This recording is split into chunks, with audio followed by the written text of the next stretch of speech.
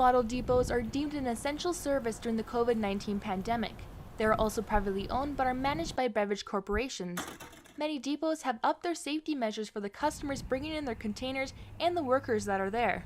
Guy West is the president of the Alberta Beverage Container Recycling Corporation, and he says the depots are taking some extra steps when it comes to health and safety. They are limiting the number of customers, so similar to most retail stores, there'd be a lineup and they'd let a certain number of people in. They have closed a number of service points, so there is greater space in between them. And the customer will then generally dump their bags onto the counter and then be responsible for taking the bags and putting it in the garbage, which is generally right beside them at the depot. So, for the most part, bottle depots remain open, some with reduced business hours.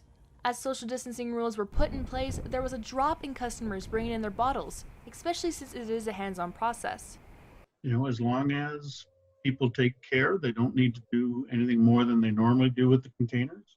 Put them in a plastic bag, put them in the garbage or in the storage, let them sit for a couple of days, and when they're ready, they can take it.